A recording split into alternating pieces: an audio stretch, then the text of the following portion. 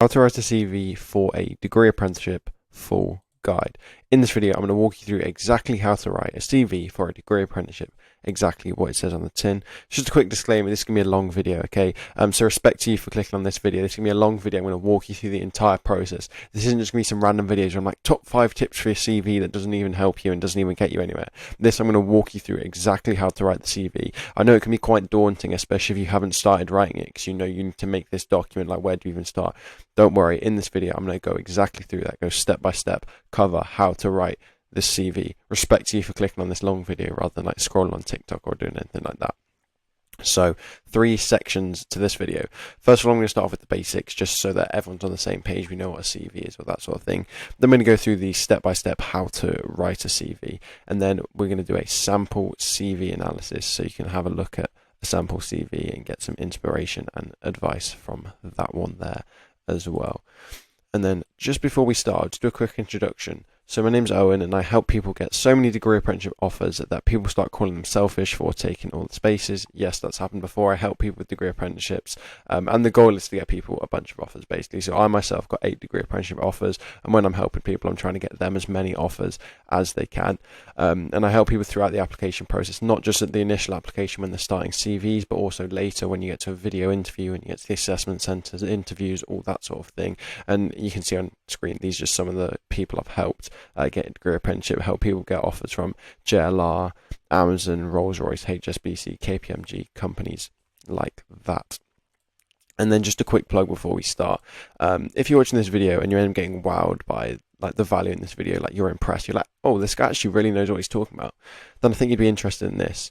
So what you can do is just watch this video first, and then at the end of this video, if I've given you value in this video, then just go down to the first link in the description and check out this. And this will be a CV analysis I do, and that is for basically helping people even further with personalised advice on their CV, what they can specifically improve. I've done that to dozens of people in the past, which has helped them with their CV on a more personal level rather than just a sort of blanket video. So watch this video first, and if you're impressed by the value and you're like, wow, this guy actually does know what he's talking about, then just go and have a look at the first link in the description. Just go have a read of what I've got on offer here. But without further ado, let's begin with this. We're going to start with the basics. There will be timestamps in the description, so you can go there as well if you want to go to a specific question. But let's start off with the basics of how to write a CV for a degree apprenticeship. So what is a CV? Potentially you've never heard of one before. CV is basically, it comes from the Latin curriculum vitae, which basically means like course of life, right? And what it is, it's a summary of your work experience, education, achievements, and basically skills, okay? And it's the first thing an employer is going to look at to basically see if you're a good candidate, right? So you're looking to apply to a degree apprenticeship, you want to get like employed by a company, you need to show you're a good candidate because they want good people for the job because they want people to do the job well. Okay, so they're going to be looking for people who have good work experience, people who have good education, good achievements, good skills. The first place they're going to get that from is from your CV, okay? Because it's basically a summary of everything you've done in your life, why you're a good candidate, why should I hire you? Effectively, that's what the document is.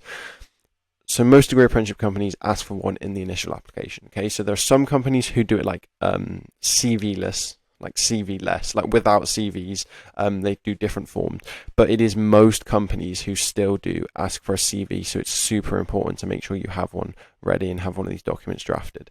And it's your first opportunity to impress the recruiter. So with degree apprenticeship, there are multiple application stages, starting off with like the initial application, then you might do some online testing, you might do a video interview, then you might do an assessment centre where you do an interview and a group exercise and a presentation, all these sort of things. I cover those in other videos, but this is usually part of always it's part of the very first thing in the initial application, and it's your first opportunity to impress the recruiter. So this is like the first opportunity to put your like foot in the door. Degree apprenticeships are really competitive because they're such a good offer. At the end of the day, you're getting paid to do a degree. That's like an amazing offer. Because they're such a good offer, they are very competitive, okay? Which means if you can write a really good CV, then you've straight away won up to all the competition. And they refer to like your CV throughout the whole of the application process, looking back at it on your work experience, education, achievements. Things like when you do the interview, the assessor is going to print off your CV most of the time and have that, well, maybe they'll like keep it on an iPad or whatever, but you know what I mean? They'll have their CV with you, your CV with them during your interview. Okay, so like your CV is important the whole way. Okay, and then of course it's crucial for getting through to the next stages. If you do initial application, your CV is not very good, it doesn't really appeal to them, then they're not going to let you through. Okay, or if they're looking for CVs and you don't submit one, they're just going to automatically reject your application. So you need to make sure you have a CV first of all. But second of all, if you can make a really good CV, then it's going to have a really positive impact on your application, and you're going to have a much higher chance of getting the job if you have like a really high quality, just amazing CV. Okay, so CV is super important. It's a summary of your work experience, education, and achievements. Give me one sec. Right. So, I just want to touch on presentation. A lot of people think about actually how to present a CV, right? In the sense that, should I make it look nice? Should I do some fancy design? Should I do some fancy colors? Right? There's so many. I got an email the other day from this company who have like this CV template maker, and they were saying, oh, use this CV template maker so you can do the design and all this sort of stuff. I recommend you don't worry about that, okay? Because what happens is, I've seen it, is people think, oh, okay, I need to write a CV, right? And then they just spend like the first 2 hours doing some design, making it look nice. Oh, I'm going to have a bit of blue text here. We're going to have a little like italics bit here. We're going to have a nice little box here. Going on some template, finding some nice little thing that's going to look cute. But the problem is you spend time making it look cute and then you don't write anything. Okay, it's a form of procrastination at the end of the day. You're just coping, right? Because like at the end of the day, this is like a 2-page document. You have to write loads of stuff. It's kind of like annoying. It's like a difficult task to do. So this is how people procrastinate. They're like, oh, let me find a template, and it means they can just scroll on the internet for 2 hours trying to find a template. That's all this is, to be honest. If you want to find a template, you're probably just coping and procrastinating, right? What I'd say is just focus on the content. Okay? So I'm going to show you this in a second, the structure, but this is like screenshots of my CV. Right? I've blurred them so you don't start reading it and like getting ahead of yourself. Don't worry, I'll show you this all later. But I literally just did it in Word. Okay? I did it in Word and just wrote the whole thing. Then I like underlined the titles and made them like one font size bigger. Like this is like Calibri font, just all black, just a normal like text, right? I didn't use any fancy template. I didn't use any fancy design. I didn't use any of that. Yet this CV, this is what I used to get 8-degree apprenticeship offers, right? Okay, so really, what I'm saying is, yes, sure, if you have time, then you can go and make it look nice. Okay, there's no like disadvantage to it in terms of like, if it looks nicer, fine, sure, that's good, yeah. But you don't want to like do it at the expense of the content. Like, say you have 3 hours to make a CV. Don't spend 2 hours making it look nice and then 1 hour on the content. No, spend 3 hours on the content. Okay, so if you want to make it look nice, do it as the last thing you do. First thing you do, just make sure you write all the content at like sort of just straight into a Word document like this, right? And then after that, you can like find some template online and copy paste it. Okay, if you want to do that, then fine. But what I'm saying is, I see it with people. They just end up procrastinating and not doing what needs to be done when they're too busy worrying about a template. Honestly, you don't need a template, because I got all my offers just with a plain CV like this.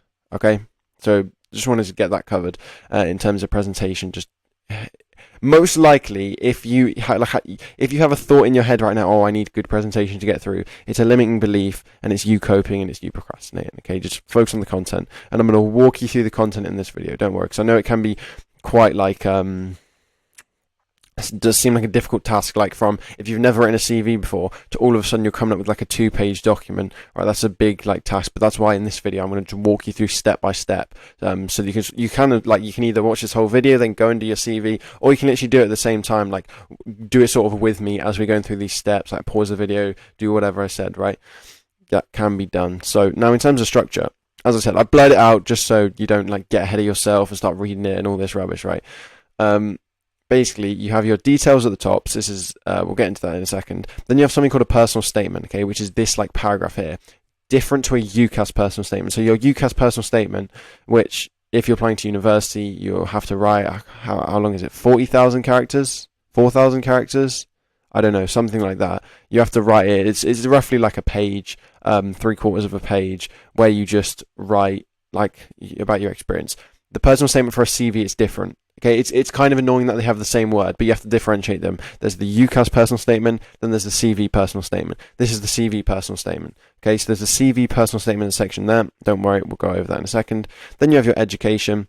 Then you have like your work experience, and then you have your key achievements. So the actual sections is quite easy, but it's just like the content. That's what's difficult, which is why I want to go through it step by step. So your details, personal statement, education, work experience, and then key achievements. Okay, and you can differ if you want from this structure, but usually it ends up just being worse than this structure. Okay, this is like the standard structure that you need, but people end up doing different things. Like they add a section called required skills. Okay, no, sorry, they add a section just called skills. Right, so they'll add like another subtitle somewhere saying skills, and then they'll list their own skills, right? So, oh, my skills are communication, teamwork, leadership, creativity, innovation, and IT skills, right? And they'll just add that in somewhere. I don't do that because I don't think that's effective, because to be honest, the recruiter doesn't believe you. If you do like a skills section in your CV and you just list your skills, it's like, why would I believe you? Anyone can write on their CV skills and just bullet point a bunch of skills, right? It's just a waste of time. So whenever people send me their CV and I see skills section, it's like you're wasting space because they don't believe you when you just write skills and then list your skills.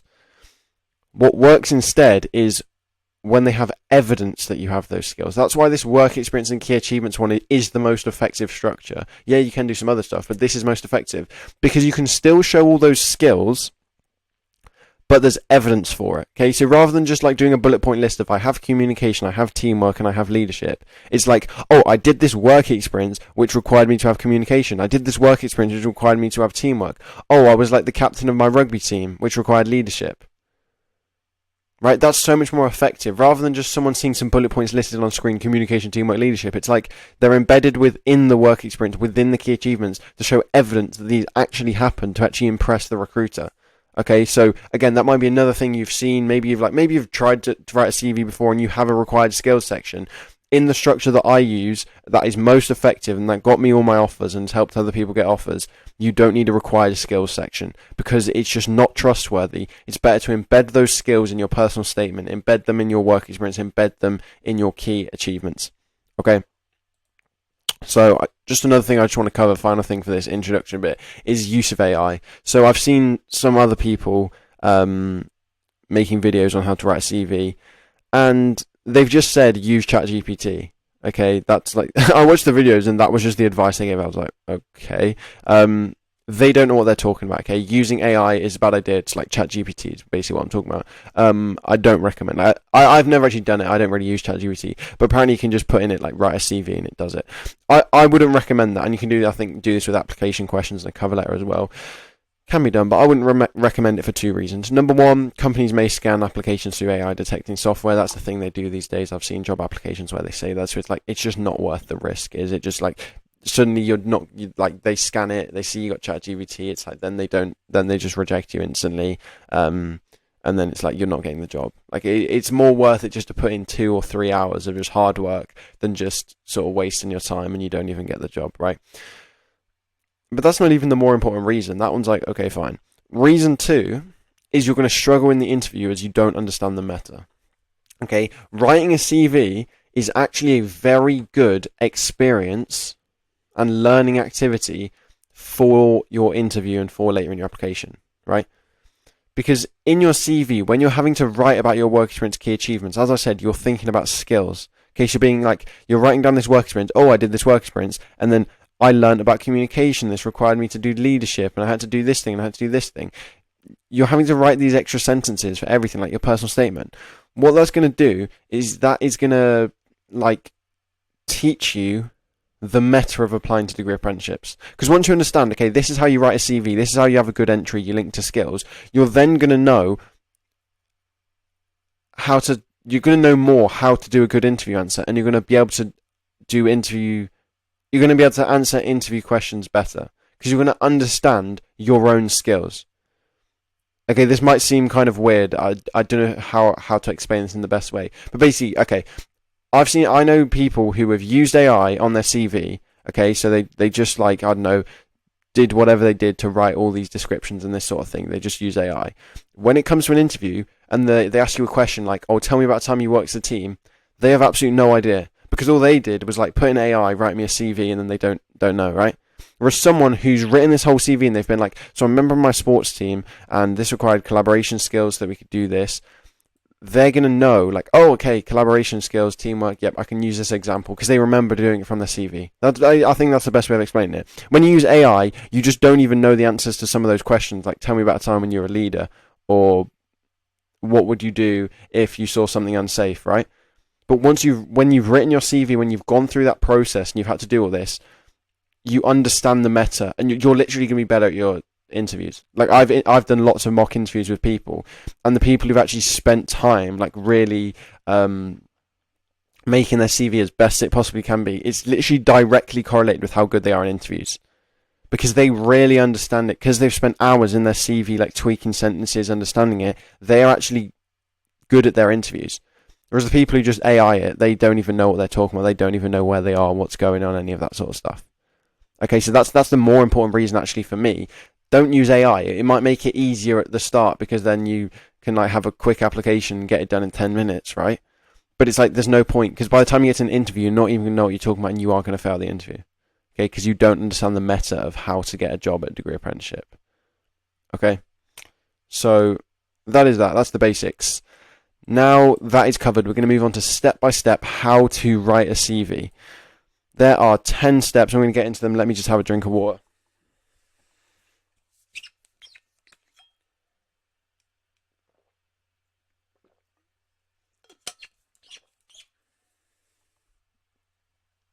Okay, so 10 steps. I'm going to walk you right through these. So yeah, if you start from ground zero, don't worry. You can either do these, like you can either watch this whole video and then write your CV, or you can literally do it side by side right now as I'm going through. Okay, so step number one, we're going to start with some easy wins. So I know writing CV is daunting, and it's like a massive page. Let's start off with things that's easy, get some easy wins, just easy tasks, not that much effort, okay? And that is, I want you to write the title, I want you to write the details section, and I want you to write the education section, okay? So literally, as I said before, forget about presentation. Don't go looking for some CV template or whatever. You are literally procrastinating, I can tell you that. Just open Word or whatever you use, like Notion or whatever, just some sort of text word processing software. Don't even worry about like the font, the color, anything like that. Just get the content down, and then you can spend however many hours you want making it look pretty. Okay? So title, details, education section. What do you have to do for those? So title in CV is literally your name. Okay? Just put your name at the top, right? Capital letters in the middle, right?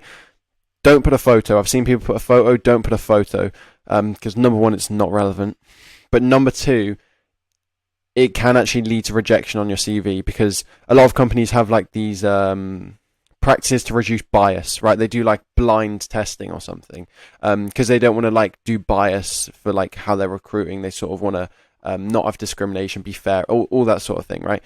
So don't put a photo, because then it goes against those like unbiased like practice they're trying to do. Because if they see a photo of you, it's like they might be biased. They can't say they're not going to be, right? So it goes against their like practices, if you know what I mean. So just your name. Make sure you don't use a photo, because it's not relevant, and also it's like they might end up having to reject your application just because you have a photo on it, and it means they can't go through it with their like bias protocols. That's just what companies do these days. Okay, so no photo. Right, then your details. Location, and then you write it in there.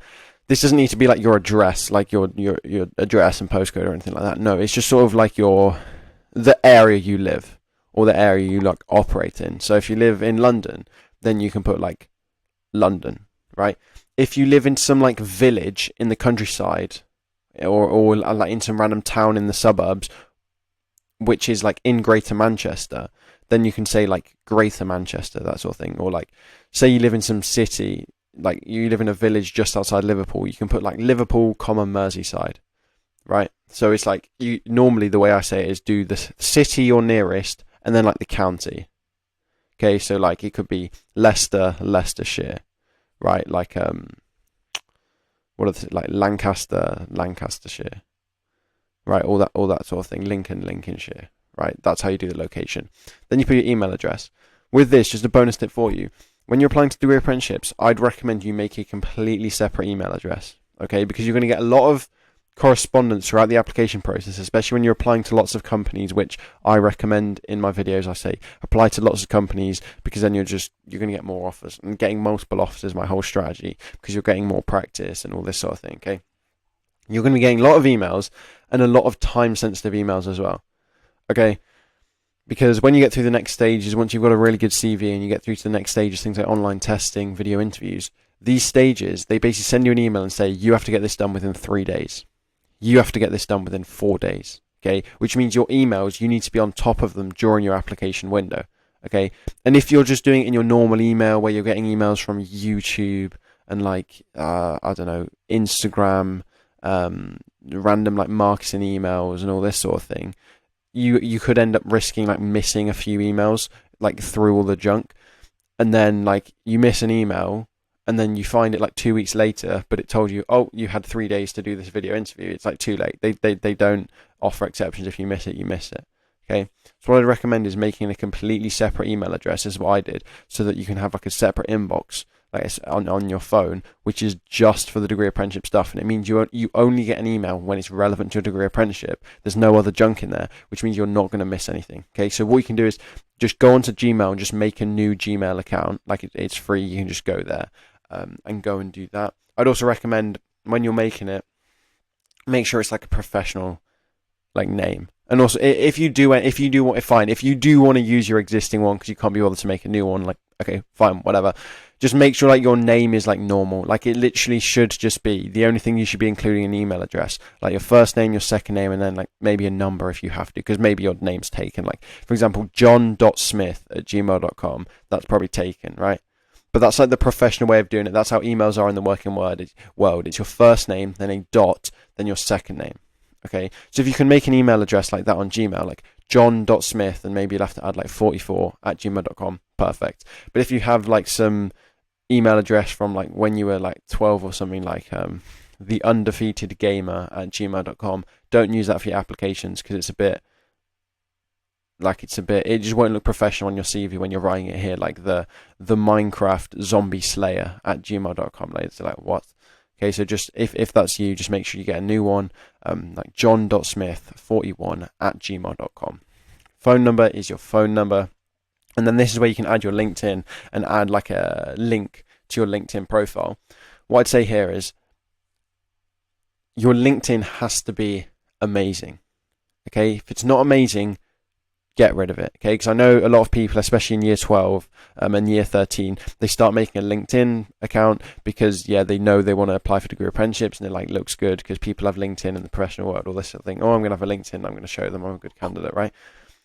But a lot of people make a LinkedIn account and then they do nothing with it.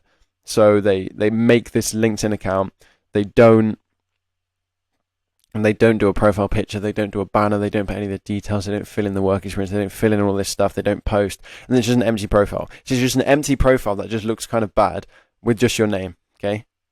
And basically, if they click on that, it's actually going to leave a bad impression. Okay, so it's like, yes, you've made the effort to make a LinkedIn, but it doesn't even matter. It just looks bad, and they're sort of losing respect for you, and they just don't think you're very professional. Because why have you got this LinkedIn, but you haven't like kept it up to date? You haven't been bothered to do a profile picture, all this sort of thing. If you have a LinkedIn and you're like fully on top of it, so you filled out your profile picture, you added like a banner, you added a description, you added a bio, you're like posting like every 2 weeks about some like work experience achievement you did, right? If you're doing that, then that's perfect. Add that LinkedIn. That's going to help your application, and you can post the link in right there. But otherwise, just get rid of it. If you've only done half the things, just get rid of it. Okay, because really, it'll just bring your application and you as a candidate down. Okay, so just have a think about that. Look at your LinkedIn and be like, be honest to yourself and be like, is this a top 1% LinkedIn? Like, this is really professional. I've done everything. If yes, keep it. If not, just get rid of it. So like, you might think, oh, I've got a LinkedIn. No, if it doesn't look like perfect, then it's like losing you points in this application stage because it just doesn't look professional. Okay. Once you've done those details, then do the education section. This is really standard.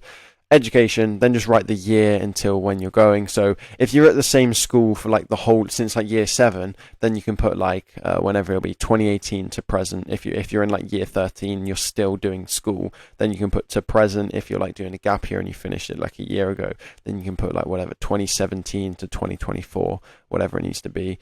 And then again, if you went to a different school for secondary school that you did for like sixth form, or you did different schools for GCSEs and A levels, then you can just do 2 of these paragraphs. So first one, education, like 2018 to 2022, and that's like your GCSEs, and you do another section which is like 2022 to 2024, which is your A levels. Okay, so you write that education, then the date, and then just put the secondary school name, the name of your school there.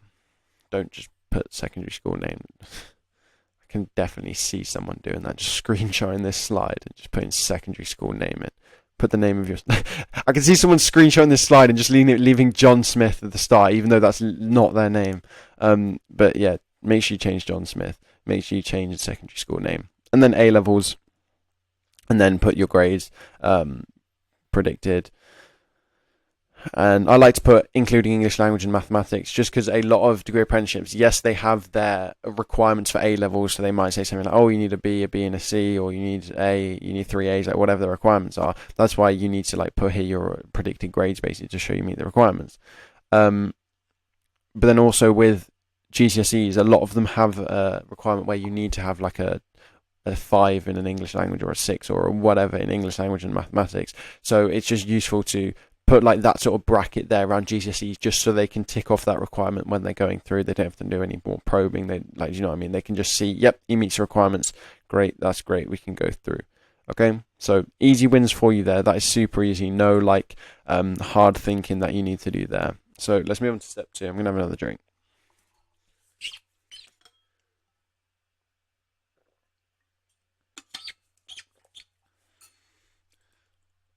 Right, okay, so let's move on to the personal statement section, which, if you remember, basically it's like a small paragraph, which is around here, which I mentioned. Degree apprenticeship CV personal statement is different to a UCAS personal statement. Okay, so a personal statement in a CV is basically a 3 or 4 sentence paragraph summarizing yourself. That's what it means by personal statement. Okay, so it's got the same purpose as a UCAS one, in the sense that it's like a statement which summarizes yourself, but it's just a lot shorter. So your UCAS one is like, what is it, 40,000 characters or 4,000 characters? I can't remember. It's about a page. This one is just 3 to 4 sentences summarizing yourself as a person, and it's basically your like tagline, like trailer. Like, I imagine a movie, and like you see a trailer, you're like, oh, okay, let's go to the cinema. This like personal statement is like the trailer introducing the film of you as an employee, right? So they'll see this and be like, oh, this guy sounds like a good candidate. Okay. Step 2, you just need to brainstorm ideas for your personal statement. Okay, I'm not just going to say write your personal statement, because that's where people are like, oh, what do I write? So this is the system I've found which makes it easiest. First of all, just brainstorm ideas for your personal statement. Okay, so first of all, who you are, what year of school you're in. Okay, just write this as a list. Okay, who you are, so just write the year of the school you're in. What you want, and that's where you just write the sector you want a degree apprenticeship in, and then your skills and qualities. Use job description. Okay, so let me show you. Don't look at all that. Okay, ignore that for a second. That's the first thing. Remember, okay, so the first 2 requirements we need are who you are and what you want. Okay, so let's just make a list on whatever page you're using, Word or whatever, and just make this list. So who you are, year 13 student, what you want, like a degree apprenticeship in the electrical industry or whatever industry you're related in. Okay, that's the first thing you need to know. Okay, easy. Right, now you've done that, let's move on to the next one, which is your skills and qualities. And this is where you need to use the job description. Okay, and I'm going to show you exactly how to do that. This is like, by the way, using the job description is like the cheat code for like having an amazing application. Okay, if you look at the job description, you link to things in the job description, you use the job description, you basically copy the job description and the things you're doing, that's going to make you, like, give you the best chance of getting through to the next stage. Okay, because say in the job description, like, you look at it and it needs communication, teamwork, IT skills, and integrity. And then you mention in your CV that you've got communication, teamwork, IT skills, and integrity. Then it just shows you meet the exact requirements for the job, and it means you'd be the perfect candidate for the job. That's what a job description means. If you just start making up on your own, saying, oh, I've got leadership and I've got like problem solving, it's like, oh, well, I didn't really care. I wanted communication, I wanted teamwork, I wanted IT skills, and I wanted integrity. Right? So like the job description is them basically telling you, this is what I want. It's them helping you. It's like, we want this. That's where it's your opportunity to then help them get that. basically. Okay, so use skills and qualities, use your job description. Okay, so I've literally just gone and rate my apprenticeship and just seen this random apprenticeship. Okay, and I'm going to use this as like a sample, like an example. This is how to like analyze a job description, use a job description. So you can do the same thing on yours. So what I'll do is, if I can get the pen out.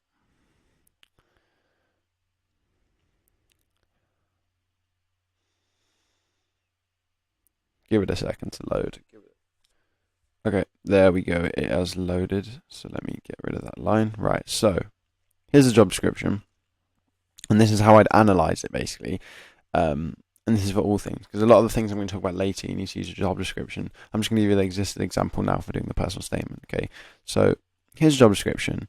You want to go down and find some like useful sections. So some useful sections are things like desirable skills, required skills, that sort of thing. So you look at this, be like, desired skills. Oh, what do they want? They want somebody who's got an interest in electronics. Perfect. Willingness to learn, enjoys a challenge, ability to work with IT systems, confident in asking questions, team member. Okay, those are key things to look at. And then like have a look through like their about page on the job description. They're looking for someone who's passionate. They want someone who can innovate. I think those are the key things, right? You can just go in there and like look what are the keywords, the key skills they are looking for. Okay, what are the key skills they are looking for, then show you have those skills. Okay, so you'd go through those, and then what you do is you basically add all of those into a list. So interest in electronics, willingness to learn, enjoy a challenge, like IT skills, confident to ask questions, team worker, passionate and innovative. Okay, and then you've got this nice little list. This is so much easier than like having to get thrown in the deep end writing personal statement. Just make this list. Who you are, what you want, and then use the skills from the job description. Okay, and you'll have something that looks like this. Okay, now we move on to step 3. For step 3, what you need to do is actually write your personal statement. And now this is super easy. Okay, you don't even need to overthink this when you're doing this. Okay, this is super easy. Basically, just look through what you've just done, the list you've just come up with. That's why I told you to make this list and I have this system.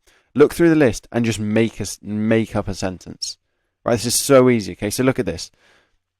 A passionate and innovative year 13 student who is interested in electronics. Sentence 1. Okay, enjoys a challenge and has a willingness to learn.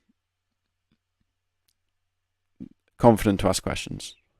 Right, a team worker who has a solid set of IT skills. It's something like that. You just sort of write a bunch of sentences just using the word, like tick off that one, like an innovative and passionate team worker who is interested in a degree apprenticeship in the electrical industry. Throughout year 13, has studied electronics and learned IT skills, curious and confident, enjoys challenges and has a willingness to learn. Boom.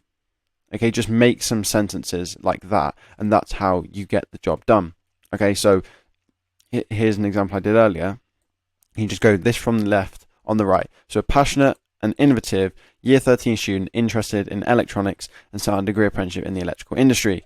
A reliable team worker, let me just write that there, who thrives in challenges and is proficient with IT. Confident and curious, he has a strong willingness to learn. Okay, boom, oh, I got that one as well. That's how you do it. And then you have the perfect personal statement. Like the reason that's perfect is because they're going to be looking at their job description as they're like going through, and they're going to see that you match like every single one of the criteria. And they're like, whoa, this guy has everything we want. We wanted a team worker. Boom, we've got him. We wanted someone with IT. Boom, we've got him. We wanted someone who's confident. Boom, we've got him. We wanted someone who's willingness to learn. We've got it. We want someone who's passionate and like innovating for our company, and they're actually interested in electronics. Oh, and they thrive in challenge. It's like, then that's how you do it. And that's an easy way of doing it. Rather than like going from, oh, write your personal statement, like blank stage, like, oh, write your personal statement, please. And you're like, how do I start that? I don't even know what to say. Use this system, write that list, get that done. Okay. And then you can come through and basically make it into a sentence like this. Okay. And it's going to like, this bit's kind of weird. The first couple of times you have to write like this, it's weird. Because you're like writing in the third person, right? Like talking about yourself, and you have to sort of big yourself up. It's all a bit weird and it's kind of cringe. You have to be like, oh, a really good student with a strong academic record, who's a solid team worker and communication skills. Like you're talking about yourself in the third person. It's weird. And also you have to be like sort of like cocky, arrogant, and like talk about yourself in this weird way. Okay, but at the end of the day, I think you just have to do it. And as you do this more and more, you're going to get used to it. Like, if I write a personal statement now, it's kind of normal to me. But the first time I did it, I'm like, bro, this is just weird. Like, you're just writing about yourself in the third person, and you're saying, oh, how much of an amazing person you are. And it's just like, why am I writing myself about like this? It's just weird. So I think just imagine this is someone else. Just imagine you yourself are someone else. Imagine you're like someone else. Imagine literally you are the recruiter looking at yourself. You got to think, what skills would I see in myself? And then write it like that. Because then if you keep thinking it like it's yourself, it just gets all weird and cringe. So just imagine like you're the recruiter. What would they want to see in me? Oh, they'd want to see someone who's passionate and innovative. And you have to like big up your skills and all that sort of thing. Honestly, just do it. It'll be weird the first couple of times, but you'll get used to it as you get used to this sort of third person, bigging yourself up. Because at the end of the day, you have to sell yourself to the recruiter. Like, as I said, degree apprenticeship is super competitive. For like one role, there might be like another 30 people applying. Right? So you have to beat them. It's like you can be all humble and just say, oh, I'm an okay student and I'm pretty decent at like communication. But it's like other people getting the job. No, just be like a strong year 13 student who's confident in communication with new people, willing to face challenges and is flexible around priorities or something like that. Right? So just do it. It might seem kind of weird the first time, but eventually when you do this more and more and more, you'll get used to it. But that is the system for writing a personal statement. And then what we can do is just copy and paste that into the CV we've been working on. So remember, we had those title and details done up here. Then we had the education. Personal statement goes between those. So you can just put it, copy and paste it in. Looks like that. Okay. So now your CV is going to look something like this. So that's like the easy win done. That's like the easy stuff first. And to be fair, I've got systems for the rest of it to make it easy as well, actually. So the rest of it's not going to be too bad. But this is what your CV is going to look like. As I said, we've done it on Word. We haven't used some stupid presentation software that's like, because then you've spent 2 hours on that. No, we just done it on Word. You copy and paste it all in. And then basically what the rest of your CV is going to be is work experience and key achievements. Okay? So your CV is 2 pages. I'm not sure if I've mentioned this yet in the video. Your CV should be 2 pages. Okay, it can be a maximum of 2 pages. Again, I've seen people who say, "Oh, we'll fit it all on 1 page." I'll be honest, they don't know what they're talking about. Because it's like you're not going to fit anything on 1 page. It's like if literally us two are competing with each other, right? And you do a 1-page CV and a 2-page CV, I'm going to destroy you because I simply have an extra page of more work experience and more achievements and more stuff I've done.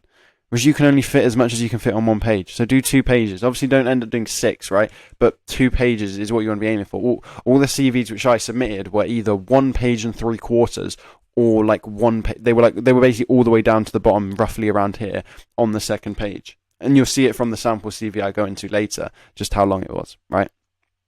But the next sections are work experience and key achievements. That's what we need to fill now. So let's go through and do that. Okay, so step number 4. Make a list of all your work experience activities, okay? So this includes placements, okay? So that's where you go for like a couple of days or a week or 2 weeks in sort of the industry you're interested in. So if you're interested in automotive engineering, it's like automotive engineering work experience. Or maybe you're interested in civil engineering, it's when you did civil engineering work experience. Right, that sort of thing, like a placement. Your school might do them in like year 12 in the summer, where you basically do like 5 days working at a company, like with people, learning how it operates, all this sort of thing. So make a list of all those placements, and these can be in person and virtual. Virtual work experience, especially after COVID, is a big thing. In person is kind of hard to get, but virtual is absolutely fine for degree apprenticeship applications, no problem.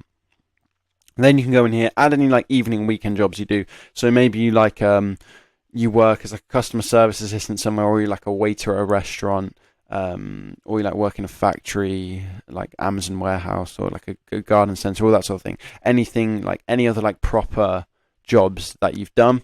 And then you can also add volunteering, because again, that can go in the work experience section. And volunteering is actually very good, because work experience, like these sort of, if you're doing an evening, weekend job, it's like, fine, yep, you're learning skills, but you're getting paid. Volunteering just looks really good, because it's like, you like volunteer like a charity shop for 1 hour every single week. It's like you're not getting paid for it, but you're still doing it. That like really shows like a dedicated candidate, like a dedicated person who's got desirable skills, because they like sacrifice their time 1 hour a week to do this volunteering without being paid. So if you can get volunteering, I strongly recommend it, because volunteering is just, it looks so good, because it's just unpaid, like it's an unpaid job, which is very, you get a lot of respect for that from like the recruiters. So make a list, simple as that. What have you done in the last like 2 years? Maybe you've done work experience on site, a construction site. Maybe you've done some virtual work experience with like whatever. Make sure like you're listing companies as you do this because you'll need them later. And also dates as well. Those can be helpful. Just like have a think about what day. Oh, okay, this was in October 2024. This was in February like 2021. All that sort of thing. Okay, and make sure you got the company name. Just make a list. Simple as that, right? Literally like 5 or 6 words for each one. Literally just saying what you did. Like, so I did job the guns. Oh, yep, I had this work experience in my uncle's factory. Okay, that's all we're trying to do. I'm just trying to dig through your memory. That's what I'm trying to get you to do. Dig through your memory and be like, okay, what sort of work experience have you done? Okay, and then basically make a list of all those work experiences. Don't need to write anything crazy right now. That's all we need. Okay. So now step 5. Once we have those work experience listed, what we need to do is add 1 to 5 sentences after each work experience. And this is where the bulk of like the paragraphs come in, and this is like what is kind of difficult, right? This is where again use the job description, okay? Because that's going to help you with what to write in those 1 to 5 sentences, okay? So you've got your list, 1 to 5 sentences. What do you write in those 1 to 5 sentences? You are basically writing. Don't look at those yet, okay? Don't get distracted. Keep looking at me. What you need to write in these 1 to 5 sentences is basically just expand on the work experience. What did you do and what did you learn? Okay, that's the 2 things they're looking for. What you're like the activities you did, but then also mentioning the skills. Okay, so activities you did. It's simple. What activities did you do? Okay, so 2 weeks work experience on site at a nuclear energy plant. I learned about site safety and what to do in the event of an emergency. And you also shadowed the senior engineers, which is good experience. Okay. Like down here on this one, completed a report on worker well-being, which helped develop my written skills. I was also tasked with presenting a design for a new electrical substation to a panel of experts. Like just talk about what you did, right? Literally what you did. That should be super easy. Then what you can do is use the job description, right, to then talk about the skills you learn. Because it's one thing, it's fine if you say, oh yeah, I did all this stuff, I did the work experience, and I like in this work experience I did a presentation. Okay, fine, right, cool. But you want to be able to say in there, this presentation taught me communication skills and confidence and interpersonal skills. Okay, because again, it's all about skills. In this application, what they're looking for is skilled candidates who they think will be a good employee for their degree apprenticeship. Okay, so it's like they don't really care necessarily about the fact that you did this presentation to this random people, right? What they care about is the confidence in communicating you have in front of a large number of people. Okay, it's not the activity they care about, it's the skills. Which means every time you do an activity, you want to be linking it to skills. Okay, as much as possible. Okay, so say the activity was like for your garden centre, you had to wake up early consistently. It's okay, fine. What skills does that link to? That links to dedication and time management skills. Okay, so this is where again it comes down to the job description. Okay, so if I come back to the job description we used before, right, asking for things like willingness to learn, enjoying a challenge, IT skills, teamwork, compassion, innovative, all those sort of things. Those are the key things I'd be thinking about when writing these work experience, okay? So it'd be things like complete a day of virtual work experience, and like you did this presentation. You talk about, oh, I had to make this presentation with a team, which has required me to be a team worker. It also required me to have the confidence to ask questions because I need to ask questions to the other members of the group on like what they thought, right? That's directly linking to those things from the job description. Okay, like customer service assistant, it required me to learn how to use a new IT system for processing refunds. This developed my IT skills. It means I'm now more prepared for learning softwares in the future. Straight linking to the IT skills. Because it is a case of when they go through your application, they sort of have the job description next to them, and they want to see you tick off everything. So it's like, yep, interpersonal, yep, IT skills, yep, passion, all this sort of stuff, they want to do it. Okay, so that's how you do it. Write down what you did, link it to skills. Okay, so like you presented a design, cool, link to skills, help my confidence in communicating. Okay, so you can like, if you want, you can like screenshot this as you're doing your CV, and it's like, use this as like the sort of guide for how you want to do your work experience. You probably want to do a few more sentences. So here I've just written some samples and I've done like roughly 3 sentences for each one. you'll see from the sample I do later, like I've done ones which are just one sentence, but I've also done ones which are like 5, 6, and 7 sentences. It all sort of depends. But like some maybe like your key work experience, something like this, like a 2-week work experience, I'd say you probably want to be doing another 3 sentences. So you basically just do the same thing again. Like you just list more of the activities you did and more of the skills it links to, right? You want to be doing like a lot of sentences for that key one. Maybe for some 1-day virtual work experience, you don't need too much. But something like your 2 weeks work experience, like the key one that you did, you want to do that. Another thing is include dates. Dates are really important. Number one, just because that's it looks professional. That's just like how you format a CV. You like say the thing, and then after you've said the thing, you just put in brackets the date. But then also it just shows how recent it is. So like, okay, someone could have done some work experience in like November 2019, and it's like it's not really relevant. Recruiters want to see these dates just to know it's relevant. So, for example, they want to see, oh, you did in October 2024. That was like 2 weeks ago. Well, or July 2024. Oh, that was 6 months ago. It's just like they want those dates there just to see it's not something you did in like 2015 or something stupid like that. They want to know it's like recent experience, which is why they want the dates. Okay, but that's what you need to do for this step. Go through that list that we've made and basically just start writing 3, 4, 5 sentences after each one, just activities about what you did and the skills you developed. Okay. Simple as that. Use the skills from the job description. It's like most likely in most cases it's going to be things like leadership, communication, collaboration, attention to detail, time management, like dedication, hard work. What else could there be? Interpersonal skills, confidence, IT skills, analytical skills, mathematical skills, numerical skills, written communication, all that sort of thing. Okay. Link those there, and then what we can do is once you've like written these bullet points, you've added all the sentences, and you've basically got a whole bunch of things like this. Basically, do this for every single one. Okay, I'll explain later which ones to use, right? But do this for every single one, even if like you've got like 10, just do it for every single one. Trust me, it'll be worth it. And then what you can do is just copy and paste into the work experience section. Okay, so if we come back here, just copy and paste it like right here. I just pointed at the screen then with my finger. You can't even see that. You want to just copy and paste that here, okay? Don't worry if you copy and paste it in and like you have you've got loads of work experience and it comes all the way down to here. We're going to worry about that later. We're going to cut it down later. But basically, we just want to like just put absolutely everything. So even if it takes up like 4 pages right now, don't worry, that's great, okay? Just put everything and then we'll cut it back down to 2 pages later, okay? Okay, now it's exactly the same for key achievements, okay? You know the drill already. We've done it with work experience.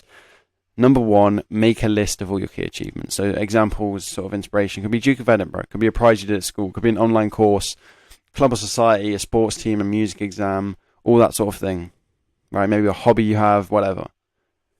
It's basically everything that you've done that's like good for your application that's not like official work experience, effectively. So not like a placement or a job or volunteering, but just anything like miscellaneous, basically. Make that list. It might look something like this: Silver DV, essay writing prize, course on marine engineering, like drama society or physics society or economic society. Like maybe they run that sort of society at your school, school's football team, and then like grade 7 violin or whatever it is, right?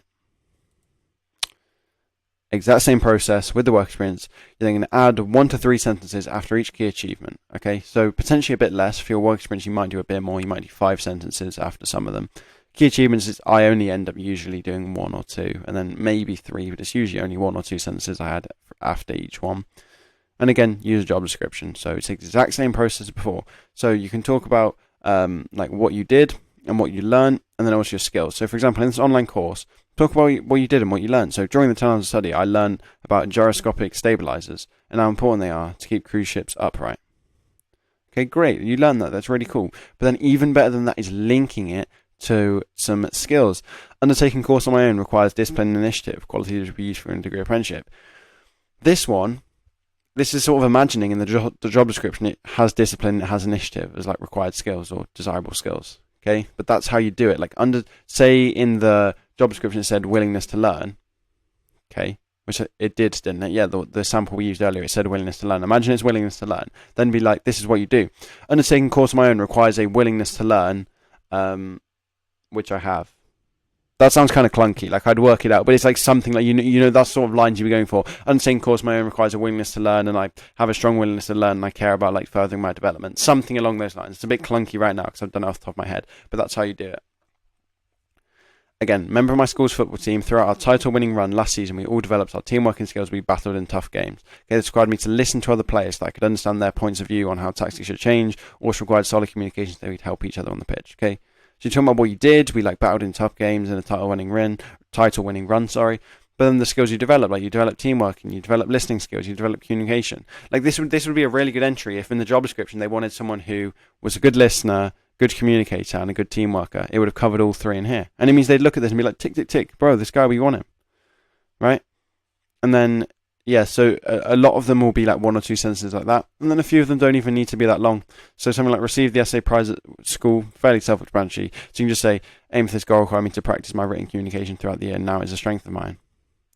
So say, for example, in the job description, they were looking for someone with good written communication, or maybe in the job description where they say what activities you'd be doing, it's it says, in your job, you would be writing reports. It's straight away that links to that. They're going to see, oh, you got written communication. That's going to make you good for writing reports in a degree apprenticeship. You're a suitable candidate. Right? So do that for all of your key achievements, a couple of sentences, and then copy and paste it back into that CV. Okay? You should now have a 3-page CV. Okay? This is what I was getting at when I said, don't worry if it's really long.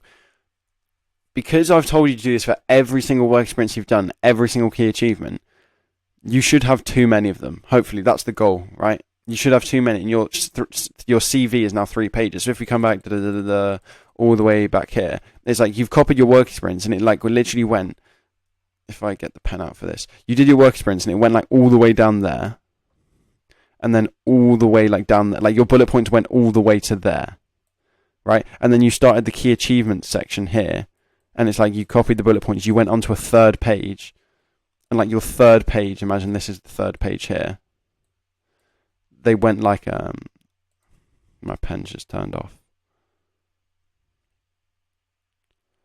Right, they come all the way down here. Okay, you now have a 3-page CV of a whole bunch of bullet points of all the different work experience you did.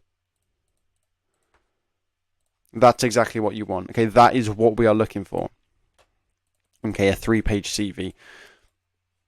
The reason for that is because this now gives you the opportunity to personalize based on the company. Okay, and I'll show you how to personalize in a second. But it basically means this is the way to get an extremely high quality CV is by making it 3 pages and then cutting it out. Because if you think about it, if you've got 3 pages, you're basically going to cut out anything which isn't perfect. You're going to start from okay, this one's not very good. Okay, this you're going to cut out the worst things. It basically means when you're cutting out the worst and worst things, you're then going to be left with the very best. The 2 pages you're left with is going to be absolutely perfect, and it's going to be amazing.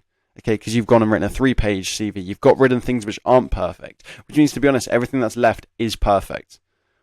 Okay, and just to clarify here, because people can misunderstand this, I'm not saying you need to submit a 3-page CV. Okay, that's not what I'm saying. If you think that you haven't understood what I'm saying. I'm saying when you're making it, your interim, your draft copy, as you're preparing it, make it 3 pages and then cut it down to 2. Okay, you can trust me, this is the way to get a super high quality CV. Okay, have it 3 pages and then cut it down. So what you're submitting is 2 pages, fine. But in what the biggest copy of a CV you'll have done will have done 3 pages because you have so many work experience, you have so many key achievements. If you can't get it to 3 pages, likely the constraint is you need to get more work experience and key achievements. Okay. So if you do this and you have 2 work experience and you have 1 key achievement, right? And you don't even make it to 2 pages. It's you need more work experience and key achievements. That's the constraint. If you've you'll know when you have the correct amount of work experience and correct amount of key achievements for a degree apprenticeship when you are literally getting onto the 3rd page. You're on 2.5 pages, 2 3/4 pages, 3 pages of your CV once you've added all the work experience and all the key achievements and you've written your descriptions. Okay, so if you don't have that, if you're struggling to get that onto that 3rd page, then what I'd recommend is check out some of my other videos because it just sounds like you need a bit more experience. Okay, because it's simple as this: the people with better and more work experience are going to get more offers than people who have no work experience. The people who have more key achievements are going to be more likely to get the job than someone who doesn't have key achievements because they've got more opportunities to show off skills. Imagine someone who's never done anything before, they've got no key achievements, whereas someone who's done the sports team, they've done this like 2 online courses, they've played a musical instrument, and they're like a prefect at their school, and they did this work experience placement. It's like, obviously going to be the second person who gets the job. So if you can't get onto a 3-page CV and you can't be like pushing 2.5, 2 3/4, which is what I would have been. I think when I was doing this, I was getting like 2.5, 2 3/4 pages. If you can't do that, you need to get more work experience, key achievements, and you need to become a more attractive candidate in general. Like, you need to just get more experiences, get more skills, that sort of thing. What I recommend is just check out some of my other videos that will help solve this problem, like, for example, how to get work experience. I'll put some videos in like the description, so just scroll down, have a look at those, and click on a few of those that will help you get things like work experience. Now, the other 3-page CV, we need to cut your CV down to 2 pages maximum, as I said, because 2 pages is the maximum amount. Let me explain that. I'm just going to have a drink first.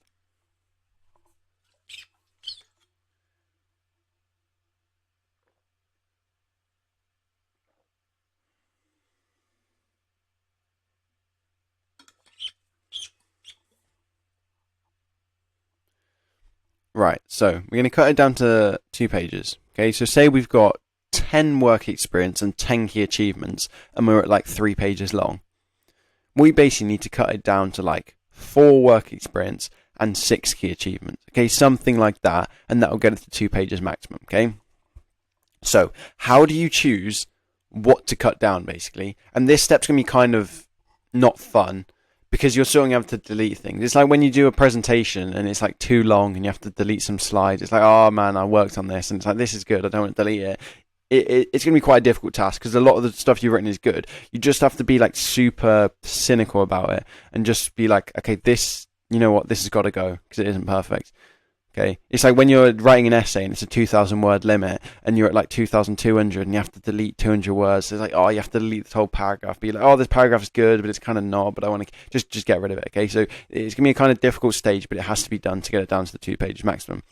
Again, you already guessed it. Use the job description. Basically, you're looking for the work experience and key achievements that is most relevant for the specific job and company you're applying for. Okay, so what we've done here is, as I said, all your work experience, all your key achievements that you've ever done, absolutely everything, that will get you a 3-page CV.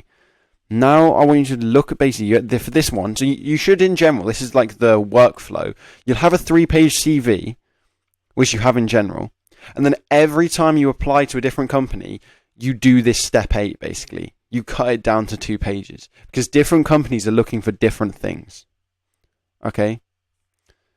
You use a job description of that specific company, and that's the work experience and key achievements you'll include. Okay, so you can start off obvious with this.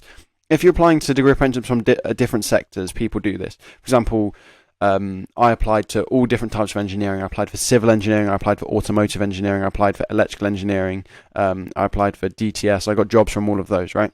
Did I use a CV? No. So in my civil engineering one, I would have, in particular, included more civil engineering work experience based things. When I did automotive engineering, I would have included more automotive engineering based things. So for example, there was this one like automotive engineering like event I went to. It was like a BMW event where you learned about electric cars and stuff. I didn't include those when I applied to a pharmaceutical company to do DTS. I didn't use those when I applied to a civil engineering one, because it's like, that's not really relevant. Okay, so first of all, like the work experience, if you can, like, tailor it to one that's more relevant. Okay? And then the same with key achievements. It's like, what is the company looking for? If a company is really like looking for, say like this is your list of key achievements. Say a company is really looking for communication, then I'd include the essay writing because that requires written communication. I'd include drama society because that requires like confidence and speaking and all this sort of thing. To be fair, I'd include Silver DAV because I had to talk to people on my work experience. I'd have to include, in DAV you have to do like a volunteering section. So I'd include that because I have to talk to people during my volunteering. Or I'd like include the violin because it requires confidence to play in front of people, which is transferable to public speaking. But then I probably maybe wouldn't bother with the online course. That sort of thing, right?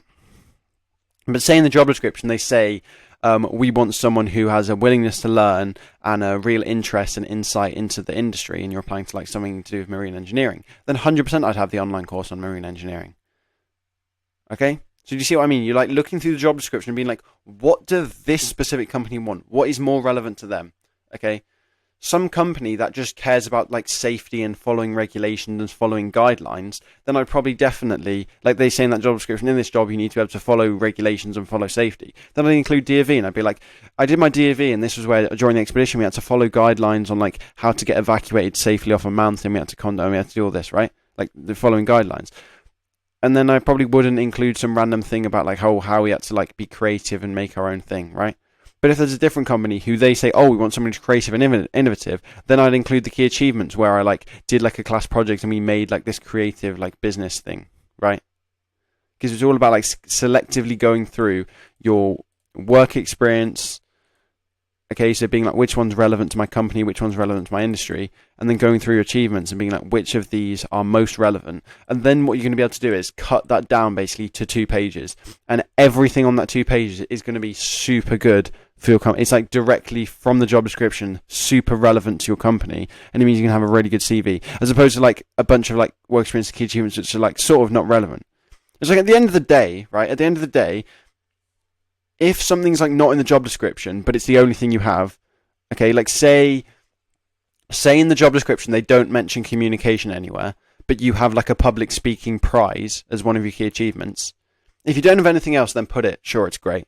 Okay, because like at the end of the day, communication is communication. What I'm saying is, if you have the opportunity to prioritize and you have a 3-page CV and you can prioritize to 2 pages and use the job description to match their skills and all that sort of thing, do that. Because that's, as I said, that's the cheat code to like getting into a degree apprenticeship and getting through to the next stages, is basically matching the job description everywhere you can. Everywhere there's like skills or responsibilities or any just buzzwords in their job description. If you're using that in your CV and your descriptions, that sort of thing, then that's really going to help you guys. That is step 8, cutting down your CV to 2 pages maximum. And then step 9, what you can do is you can actually get feedback on your CV from me. So go click the first link in the description. What you can do is just submit your CV, and I'll film like a video basically analysing your CV, saying, oh, you can improve this, this sort of thing. Basically giving you suggestions to make your CV even higher quality. And what that's going to mean is you're going to get more likely to get through the application process and more likely to get the degree apprenticeship that you want. Okay, so step 9, just get feedback from me. You can go and click the first link in the description for that. Now, once you've done that, we've done the CV. So send it off to me. I'll give you some analysis, some feedback. Then you can go and like improve it, make things better, make it a higher quality CV. I've done it to dozens of CVs before. I know what to look for in a good CV. Make those changes, and then once you've done that, that's your CV done, right? So final step. Export it as a PDF usually, unless you're told otherwise by a company, like do it as a Word document. The standard is just do it as a PDF, and then save it with the file name, this file, first name dash last name dash cv.pdf. Okay, and then that's how you want to submit it, just because it's professional, rather than some like, oh, my JLR CV number 3 or something, right? It just keep it professional. Do it like that. That is step 10. That is your CV done. Okay, so there we go. That's step by step how to write a CV. I've covered it. I think the systems in this video can make it a lot easier, okay? Rather than just having to start from a CV and you have to start writing stuff, you're starting from like 0 and you're just getting thrown in the deep end, basically. It's like I've broken it down. Rather than just writing a personal statement, we're going to do that, listing those things and then building it. Same with the work experience and key achievement sections. We're not just going to go like, oh, suddenly write a work experience section for me. No, it's like list your ones first and then go through and do it, okay? So a nice system to make it a lot better, because it might seem daunting to write your CV. But hopefully that should get you to the stage now where you've gone from maybe not having a CV, never having written a CV before, not even understanding what one is, to now I've just walked you through step by step how to write that CV. So for the last bit of the video now, I'll just show you basically sample CV, a CV I used, a real one I used to get a degree apprenticeship offer, just to give you some inspiration to help you with that, essentially. So yeah, you can look at my one for any tips, inspiration, that sort of thing. So this is it here, the CV. If you want, you can screenshot this. I will zoom in on this in a second, but if you want, you can screenshot it. Okay, just posing for your screenshot. So yeah, let's go and have a look through this then. If it lets me. There we go. Okay, so this is the CV. As I said, like, look at this, bro. Look how bland this looks, right? If you go and, like, I've seen other people submitting CVs and they, like, all have these fancy text and all this pictures and, no, sorry, not pictures, but they have, like, colours and little text boxes and designs. They have, like, little indents on the right. They have, like, the main thing on the left, then they have a little text box on the right. And it's like, I use this CV to get me 8 degree apprenticeship offers. All my CVs were like this. Just literally copied and pasted word. Like, didn't even change the font. This is like Calibri like 11 or whatever the font size it normally is in Word. And then I like literally underlined and like made it one bigger for the titles. It doesn't need to be anything fancy. Okay, so here's a personal statement I used for. So this for context. This is a CV I used for a civil engineering degree apprenticeship. I did get the offer from this one, so I did the CV. Then I went through the different stages, did the interview, and I got the offer for this one. This is a personal statement, so it's been personalised specifically to civil engineering. Here's, you can see I'm following the exact same formula as you, right? Highly motivated, A-level student with a strong academic record, looking to find a degree apprenticeship in the civil engineering sector. Easy thing there is to just copy and paste this. Like, say you're applying to a pharmaceutical company, then you're applying to a technology company. Is like forgetting to change that from pharmaceutical industry to what did I say? Technology industry, right? It's something similar as that. Like, I was with recruiters for a degree apprenticeships a couple of weeks ago, and they were telling me how people just copy and paste stuff and they just forget to change things. Something as simple as that, they'll forget to change. A lot of them like copy application questions, for example. It's like, why do you want to work for this company? And they just copy and paste, and they like accidentally leave in the same company name, right? So it's like you're applying to company X, and you write your thing. You then apply to company Y, and you copy and paste from company X. But then in your paragraph for company Y, you say, I want to work for company X. And they're like, wait, what? Okay, people act like real people do that. The moment you do that, you're getting rejected. Okay, so just make sure if you're not just copy and pasting and that sort of thing, because you'll like forget things like that. But like, you can use the same personal statement. What I'm saying is just make sure to change the sector there. And also, like, it is more effective if you like change it up depending on, as I said, the job description. So use the step 2 and step 3, which I mentioned earlier for that. Takes an innovative approach to solving problems and strives to explore creative solutions to challenges and key areas of the future, like sustainability. That would have been straight from the job description. So I know this job, this civil engineering job in particular, they cared about someone who was passionate about sustainability, because that's to do with like civil engineering and like infrastructure and transport and that sort of thing. So I made sure to put that in my CV. Right. Same with, they wanted someone who could bring solutions to challenges. So I put that there. A fully engaged, focused team member who's intellectually curious, resilient, and self-driven. Okay, that's the kind of thing. Then there's my education section, and I'll actually give you a bonus tip for this. So let me, if I come back to here. Okay, so education. Remember, it was, you like put the title, then you put like the year you're doing it, and then you put your school name. Right, remember, and that's like the title. Here's a little like bonus tip for you. If you have really good, this is a bonus tip for people who have like really good grades, so like 3 A stars, 2 A stars, and an A, that sort of thing. Emphasize those grades, because those are really good grades. So what I do is, and this is what I did in my education section here, I've just blurred out so you can't see any of the details, right? But I'd write A levels, right? And then I wouldn't do it all on one line. Okay, so you can see if I come all the way back up here, you can see I've just done these all on one line. Okay. Actually, it'll be easier if I do it up here. This is what I did on mine, and I think you should do if you have like good grades, like 3 A stars. I would do something like, oh, hang on, that's not where I want it to be. Let me come in here. Yep, there we go. What I do is, what is that? Hold on. There we go. So I would do maths, A star. Physics, A star. Chemistry, A star, or like whatever your subjects are. Because what that's doing is, and that's emphasizing that you have 3 A stars. Okay, they literally have to see the word A star happen 3 times on the page. This is like a psychological trick sort of thing that I would do, because it means basically, with my like 3 grades of A stars, it means they're seeing A star 3 times. They're like, this guy's a good candidate. Okay, so that's one to employ if you like have a good grades. If you have like a BBC or something, then it's like you don't need to emphasize that. So just do it like that. But if you want to emphasize 3 A stars, literally type it in more and like use it on different rows to emphasize it more. That's just a little like a psychological, I guess, trick for you there. Let me get rid of that. Okay, that's what I do in the education section. Okay, so here is the work experience section. So this is the key work experience. This is where I said where you need to be like flexible with the sort of length you're like talking about these things for, okay?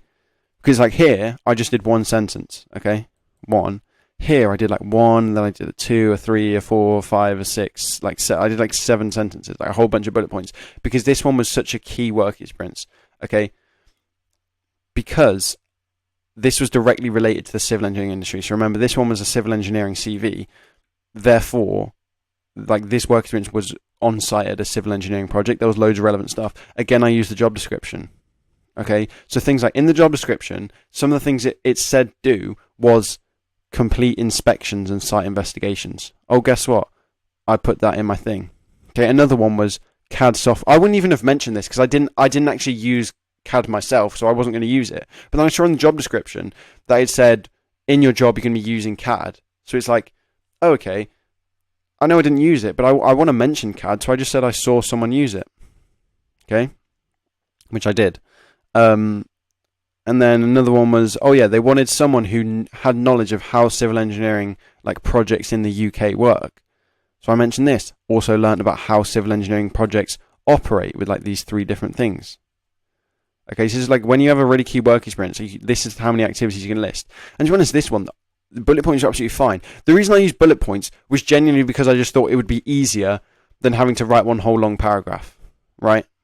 So it's like I just bullet pointed each activity just to make it easier. And it's easier for them to read as well for something long like that. Because if it's a long paragraph, they might just ignore it. When it's like short and simple like that, no problem.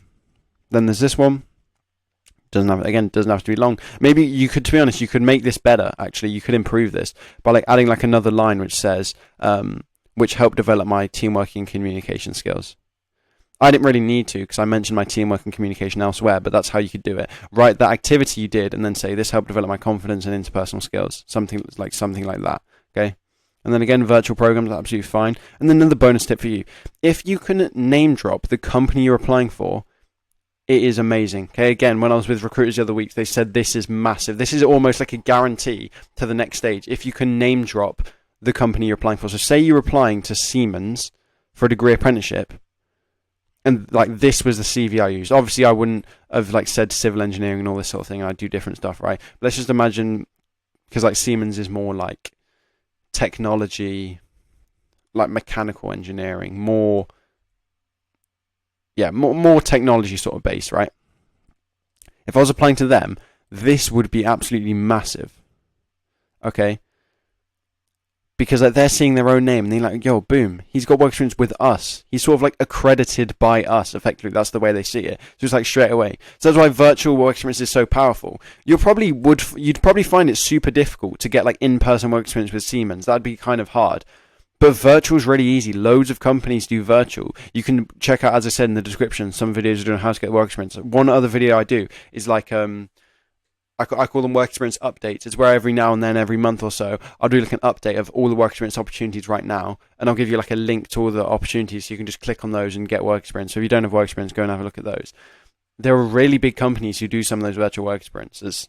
Right, really big companies, which you likely wouldn't be able to get in person. Like it wouldn't be possible. It'd be too competitive or whatever. But virtual is super valuable because you can get big names, right? Big names like Siemens, which you wouldn't be able to get elsewhere. Okay. So that's just a bonus tip. If you name drop the company you're applying to, it's like, as I said, I was with some recruiters for degree apprenticeships the other week. They told me this is like almost, unless you do something stupid in your CV elsewhere, this is basically a guarantee to the next stage. Again, so this is like an example of how I write this like work experience. Assignments I was given included pitching location, evaluating solutions, and writing a report, right? Explaining what I did, but then also like explaining this, like you as I said, you can make this even better because I have so much stuff I don't even like need to. Like this isn't even an optimal CV. Like you could make another thing, a sentence here saying this like required communication skills and coming up with problems and like creativity. But I didn't even need that because I had it elsewhere. And this was another example of using it from the job description. In this job description, it said you're going to need to know how to use Word and PowerPoint. Boom, I might as well get that ticked off here. Okay, technical skills for use of Microsoft programs, Word and PowerPoint. Boom. got that ticked off from the job description. It basically means they're literally, as they're reading my CV, they're looking through the job description, ticking everything off, and they'll be like, boom, this guy has got Word and PowerPoint. Nice. There we go. There's my volunteering. I know technically it's not like work experience because you're not being paid, but volunteering is absolutely fine there. And this was like, I wasn't going to include this because it's not really relevant, but I just included it because it's going to make me sound better. Because it wasn't like, oh, I just chose to do it. I actually got elected to be a prefect.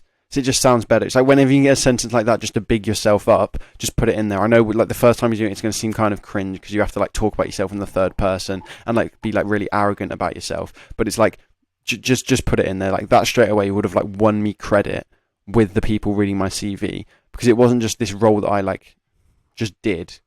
It's like I got elected. People wanted me to do it. If people wanted me to do this role, I clearly had some good skills, whether that's leadership skills, teamwork skills, or I've just got good character, whatever it is. Someone wanted that.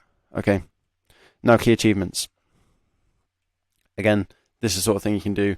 There were two things I wanted to highlight here.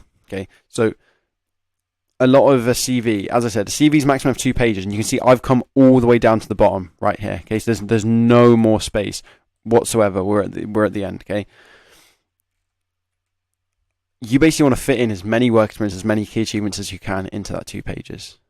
Okay, because as I said earlier, it's like if one person has 2 key achievements, another one has 20. It's like, who are you going to hire? This one's got, you can see they've got way more skills. This is a better candidate.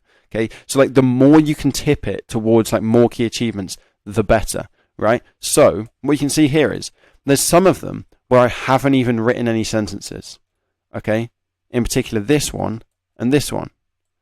Okay, and why have I done that? Okay, because I've just said to you in the previous step, you want to write your sentences just like I've done like for this one here, right?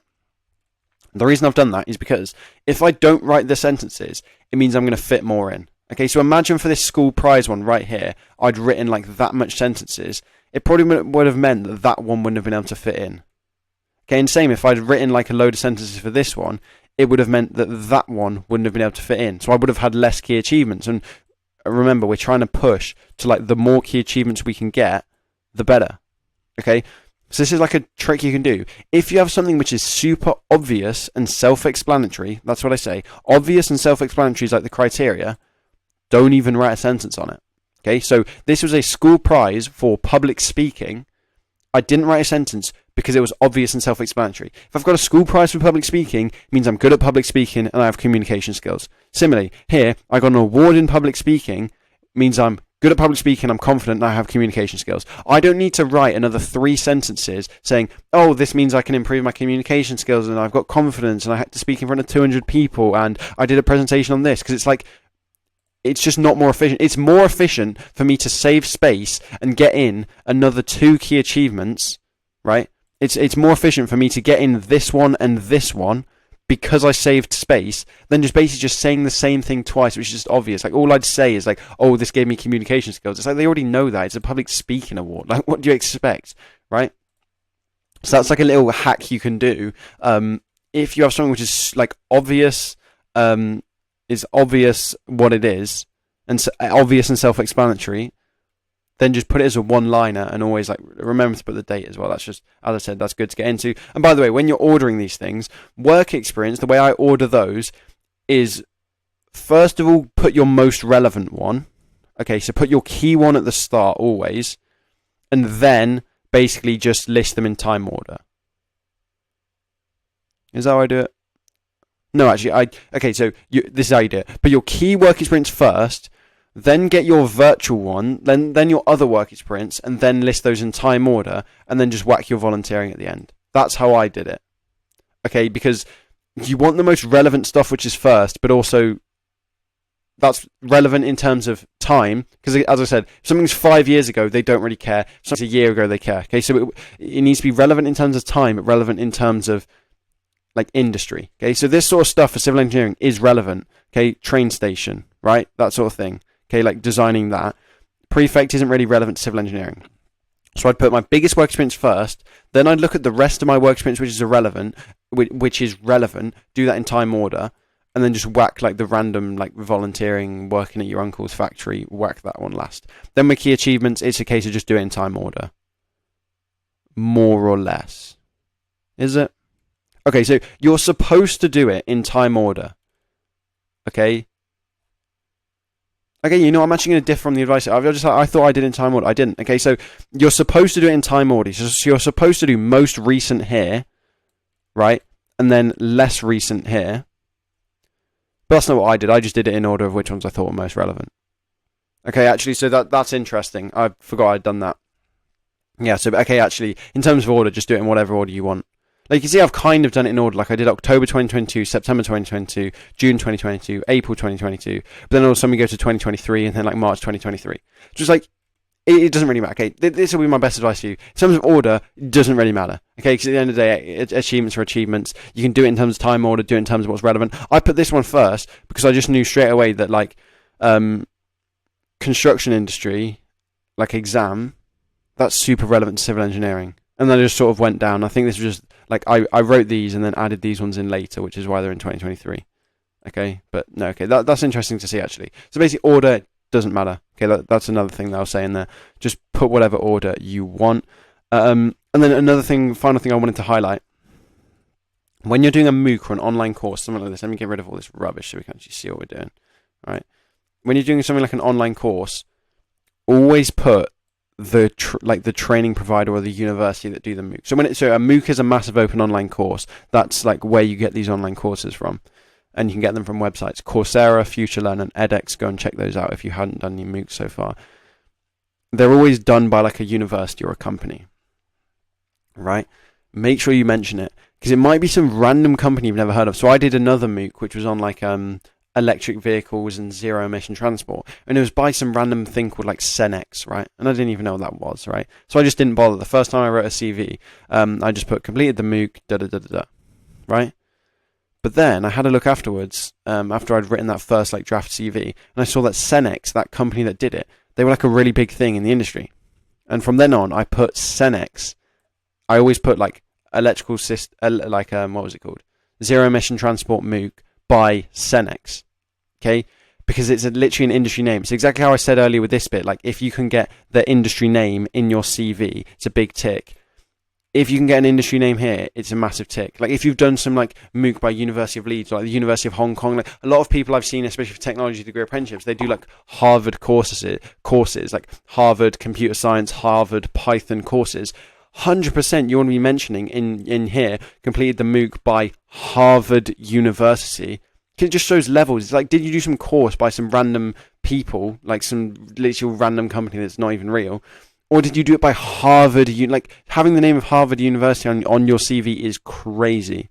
Okay, so you want to utilize that.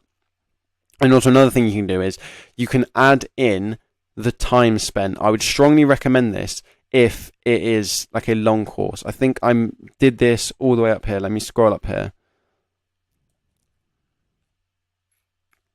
It would have been just below here. Yeah, so I mentioned it here. Completed an online course. This is like an example. Completed an online course on marine engineering run by the University of whatever. During the 10 hours of study.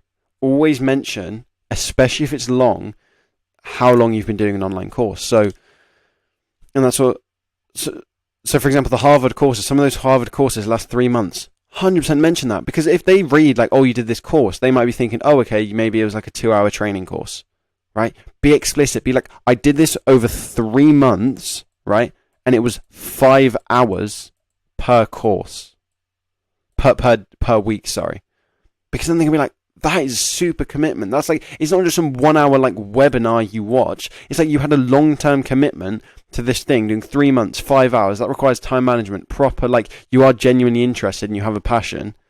It's going to make you look like so much better of a candidate. Okay, so make sure with your courses, especially if it's like a long one, like a 10 hours of study, 20 hours of study, 3 months, right?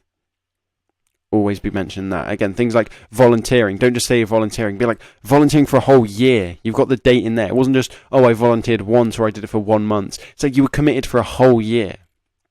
Okay? So I think that's everything I wanted to cover with that sample CV. Yes, it was. Okay, so that's just some bonus tips for you there. There'll be some people who didn't even bother with this. They just clicked off after the 10 steps are done. But I've got some good bonus tips for you in there. So if I come back down here,